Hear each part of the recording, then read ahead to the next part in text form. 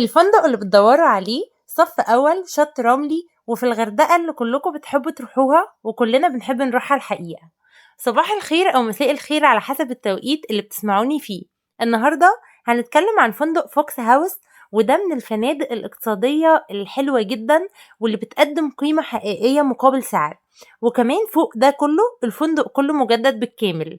فلو عايزين تعرفوا كل حاجة عن الفندق، مميزاته وعيوبه وكل حاجة، كملوا معايا الفيديو للآخر.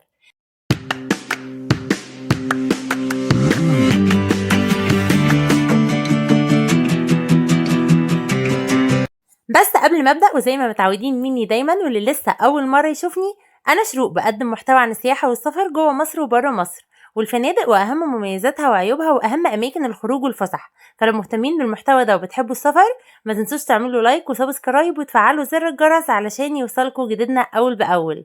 ولو عندكم اي سؤال سيبولي تحت في الكومنتس وانا هرد عليكم. ويلا بينا نبدا. فندق فوكس هاوس في الأحياء. الفندق 3 نجوم صف أول، الشاطئ بتاعه رملي، وده طبعا صعب جدا ان احنا نلاقي فندق اقتصادي ويكون صف أول والشاطئ كمان رملي. كمان في مارينا تقدروا ان انتوا تعملوا منها سنوركلينج او دايفنج وتستمتعوا بقى بجمال الشعاب المرجانية والأحياء المائية. بجد من احلى الحاجات اللي ممكن تعملوها هناك.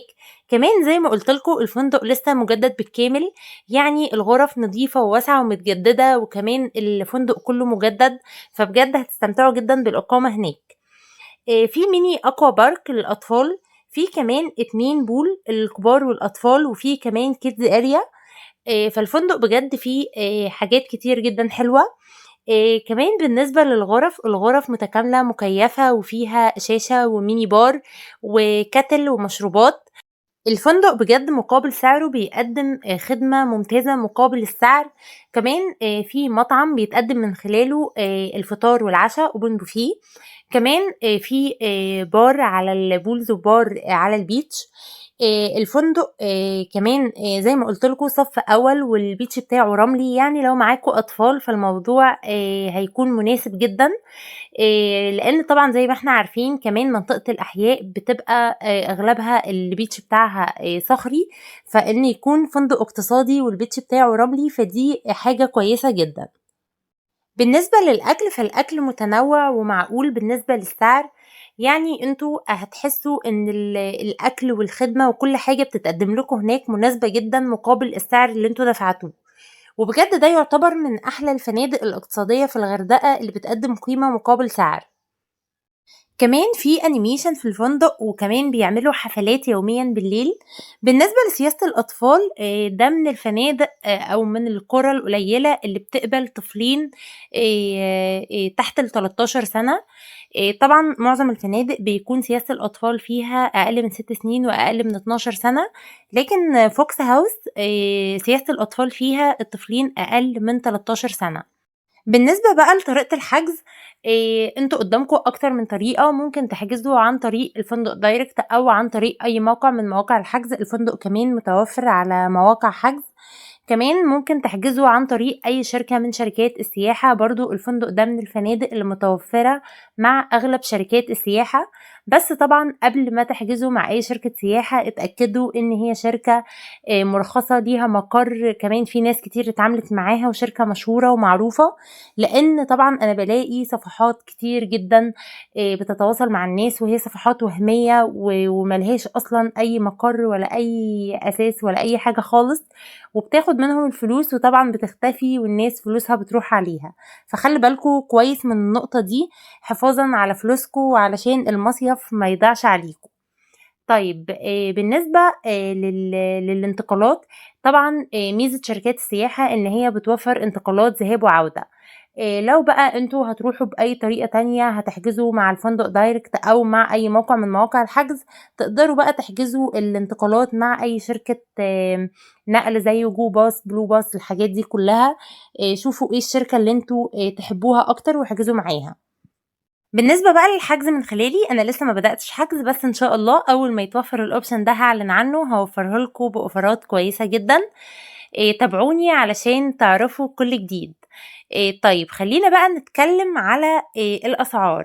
انا بلاقي الناس تعلق لي تقول لي انت ما قلتيش اهم حاجة وايه هي الاسعار وكده، طب يا جماعة أنا مش هينفع أقول أسعار، الأسعار بتختلف حسب التاريخ، الأسعار بتتحدد كل أسبوع أو كل 15 يوم، الأسعار بتتغير وبتختلف. أنا مش هينفع أقول أسعار في الفيديو ويجي حد يتفرج عليا بعد شهر مثلا هيلاقيني بقول أسعار وسعر حاجة تانية خالص. فتقدروا إن انتوا تتواصلوا مع الفندق، مع أي شركة سياحة، أو حتى تسيبولي تعليقاتكم بتاريخ التاريخ اللي انتوا عايزين تروحوا فيه، وانا لو عندي معلومه هرد عليكم وهقول لكم زي ما متعودين دايما.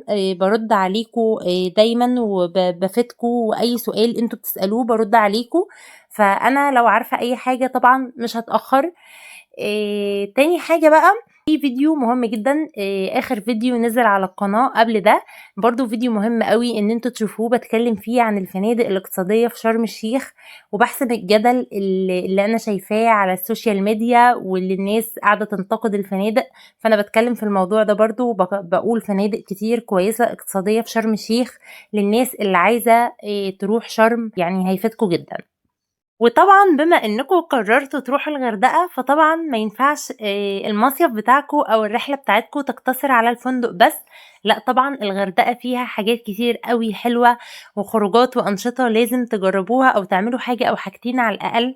لان طبعا انا مقدرة ان الاسعار ارتفعت جدا، سواء اسعار الفنادق او اسعار الرحلات الداخلية او اسعار الخروجات، كل حاجة بصراحة الاسعار ارتفعت جدا، والناس كلها بتشتكي من الموضوع ده. وما تقلقوش، مش انتوا لوحدكم، كلنا وكل الناس بتشتكي ان الاسعار الفنادق ارتفعت جدا، واللي كان بيروح 5 نجوم قل بالمستوى.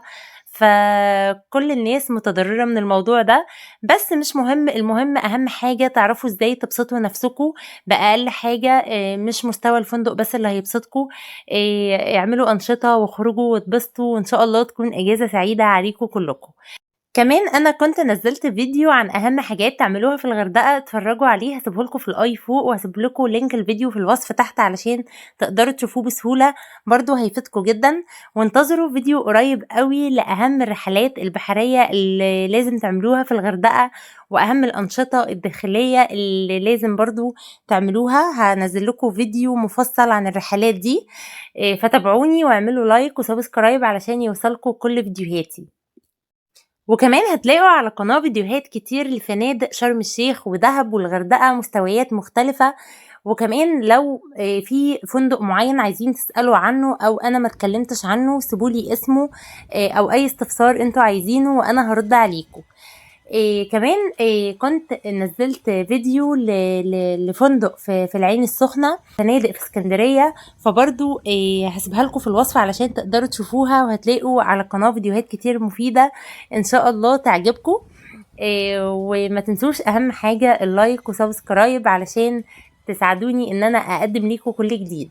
وفي الاخر عايزه اقول لكم ان احنا في قناه فكره وسفريه بتكلم فيها عن السياحه والسفر، سواء سياحه داخليه او خارجيه، وافضل الرحلات اللي ممكن تعملوها في مصر، سواء بحر ابيض او بحر احمر، وترشيحات الفنادق وافضل الرحلات واماكن الخروج. فلو مهتمين بالمحتوى ده وبتحبوا السفر، ما تنسوش تعملوا لايك وسبسكرايب. ويهمني جدا ان اعرف رايكم في الكومنتس، ولو عندكم اي سؤال بخصوص السياحه والسفر سيبولي تعليقاتكم وانا هرد عليكم. وباي باي.